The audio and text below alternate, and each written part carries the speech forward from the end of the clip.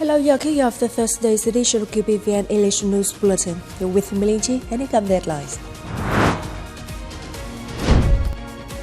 President Trump hosts Japanese and Belarusian ambassadors to Vietnam. Prime Minister MINH wraps up her official visit to the Republic of Korea. Vietnam sees upsurge in durian exports. President Trump hosted receptions for Japanese ambassador to Vietnam Ito Naoki and Belarusian ambassador to Vietnam Vladimir Buravyukov in Hanoi on July the 3rd. Receiving the Japanese ambassador, President Trump congratulated Ambassador Ito Naoki on his new tenure in Vietnam, particularly in light of the recent upgrade to a comprehensive strategic partnership and the successful celebration of the 50th anniversary of their diplomatic relations in 2023. He asked the diplomat to work to concretize the comprehensive strategic partnership framework, focusing on enhancing political trust and strengthening substantive cooperation in economy, trade and investment, personal training, locality-to-locality, and people-to-people exchanges. Ambassador Ito highlighted his commitment to deepening the Vietnam-Japan Comprehensive Strategic Partnership. He pledged to work closely with Vietnamese military agencies and localities to realize agreements and shared visions established by leaders contributing to fostering Vietnam and Japan partnership. At the reception for Belarusian ambassador, President Trump affirmed that Vietnam always values the tradition of friendship and manifested cooperation with Belarus, which have been nurtured by the leaders and people of the two countries since the Soviet era.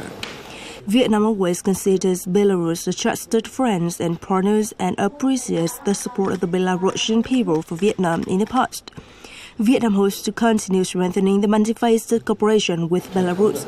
For his part, Ambassador Buravyukov affirmed that Belarus valued the traditional friendship and cooperation between the two countries and wished to strengthen the cooperation in all fields, including politics, diplomacy, economy, trade, culture, education, and people-to-people exchanges, especially between the young generation of the two countries.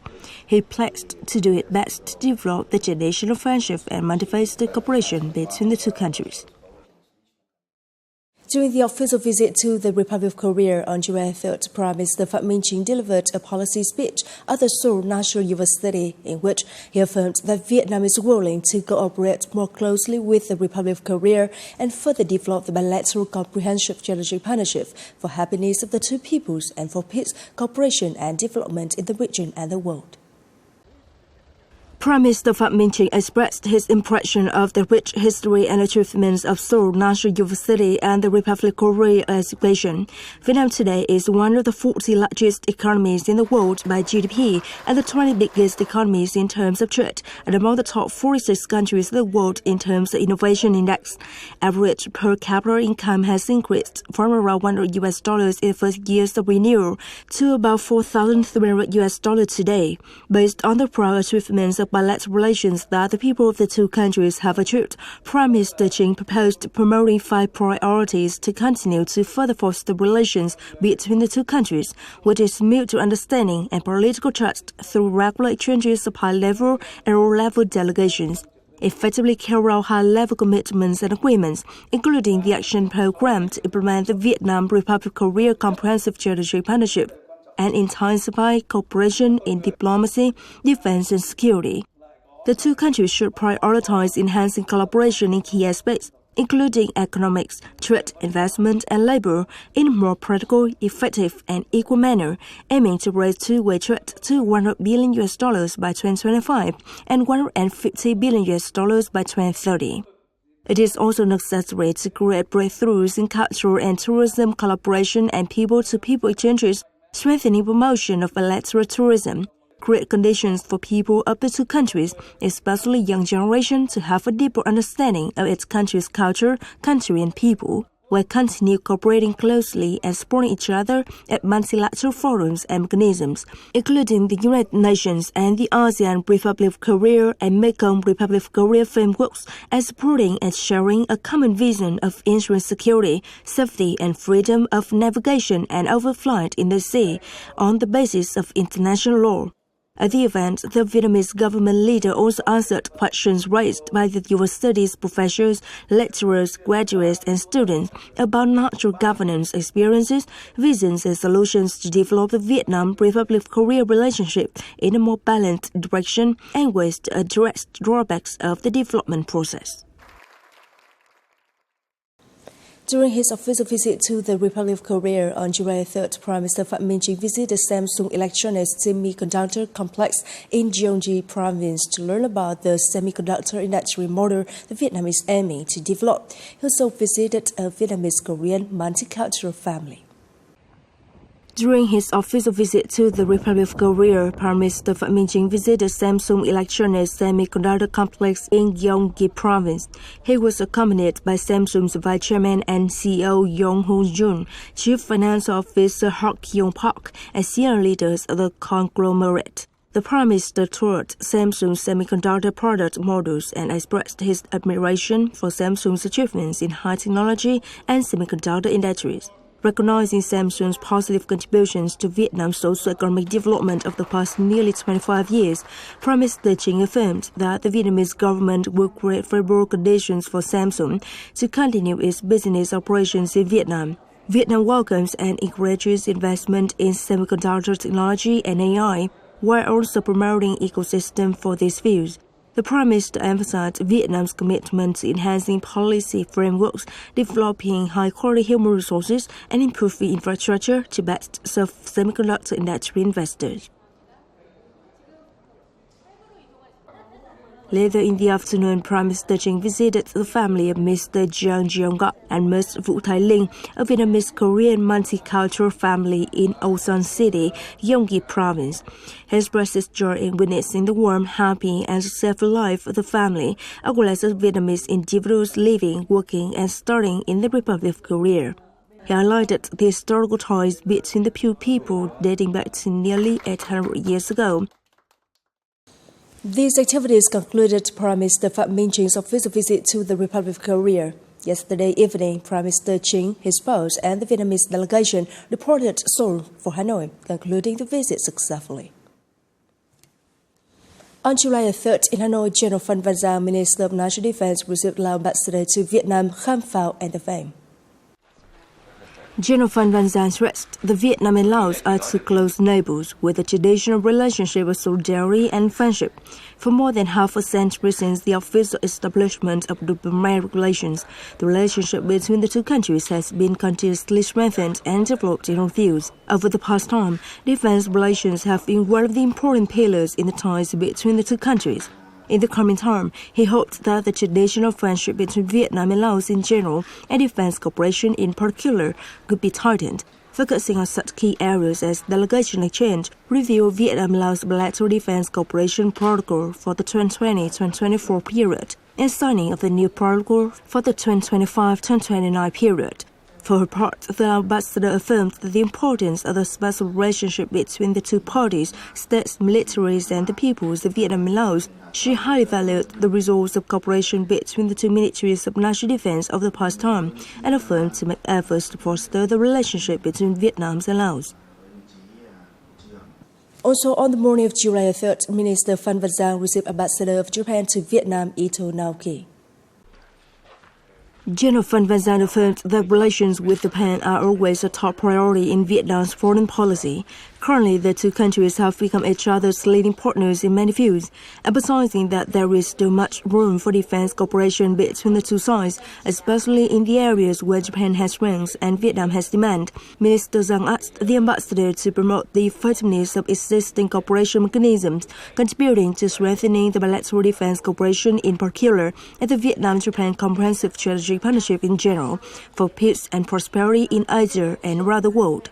Ambassador Ito Naoki thanked Minister Phan Van Giang and Vietnamese authorities for paying attention to and creating conditions for the Japanese defense attaché to Vietnam to perform its duties well, affirming that he would exert efforts to further promote Vietnam-Japan cooperation in various fields, including defense cooperation.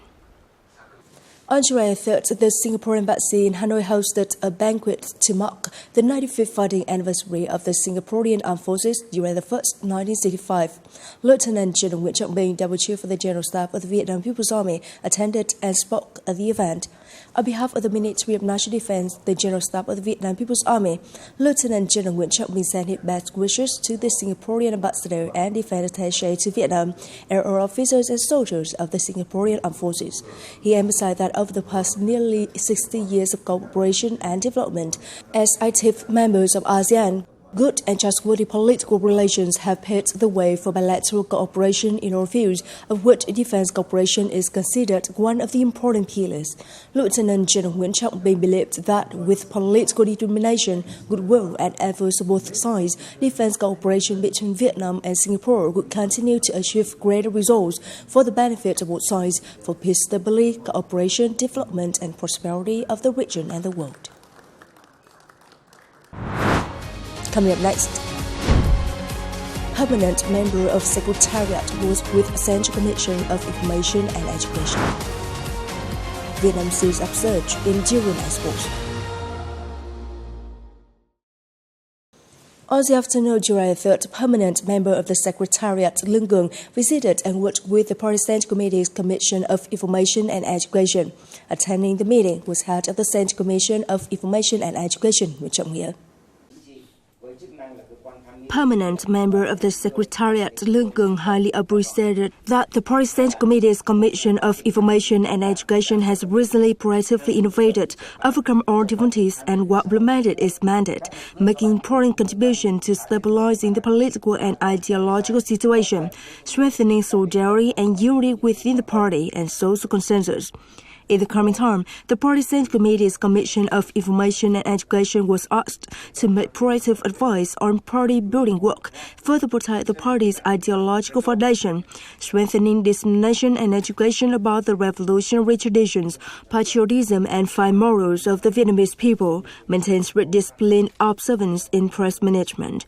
Head of the Party Central Committee's Commission of Information and Education, Nguyễn Trọng Nghĩa, affirmed that the unit would exert further efforts, be determined to uphold the party's spirit, educational significance, persuasiveness, and effectiveness in its work. General Secretary of the Vietnam Fruit and Vegetable Association said that China is still increasing its purchases of Vietnamese durian. The durian export volume in June was estimated at $600 million, raising the total turnover in the first half of the year to $1.5 billion. Vietnamese durian enjoys plenty of advantages such as abundant output, year-round harvest, fast shipping time, and reasonable prices, especially when the overall quality of frozen durian has been controlled.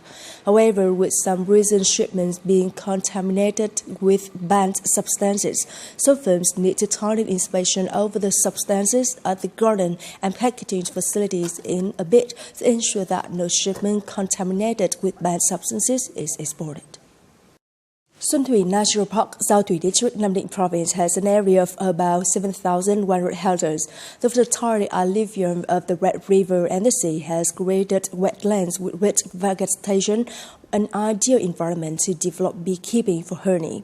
At this time, when flowers bloom in the mangrove forest, beekeepers are excited to harvest honey. Right from April, Nguyễn Văn Lương brought his favorite bee colonies to Xuân Thủy National Park to collect honey. From the beginning of the honey season, Lương has harvested honey 3 times with an output of nearly 5 tons. Regarding the price of honey, it will be a bit higher than every year. Now, I'm selling honey to traders at around $4 per liter. Xuân Thủy National Park treasures across 5 communes of Giao Thiện, Giao An, Giao Lạc, Giao Xuân, and Giao Hải. Each year, over 20 bee owners are bringing 6,000 to 7,000 bee colonies to exploit honey. In addition to economic value for beekeepers, honey spinning has also created many job opportunities for local people. Our honey collection team consists of 7 people who go to work at 5 a.m. and finish at 9:30 a.m. Our daily salary is around $12 per person. In recent years, the Management Board of Xuân Thủy National Park and local authorities have implemented a project to develop Xuân Thủy National Park mangrove flower honey to build a management mechanism and raise awareness for households to explore and do business, as well as support to improve product quality. Theo đánh giá bình quân thì minus expenses, its households earns an income of around $11,000 for the harvest. Mangrove flower honey has been recognized as a 3-star OCO product. Since then, its value has increased. In addition to economic benefits, beekeeping in Xuân Thủy National Park also contributes to protecting the biodiversity of plant species and protecting the coastal ecological environment. It is the end of the English News Bulletin today. You will watch our news again at qpvn.vn. Goodbye and see you next time.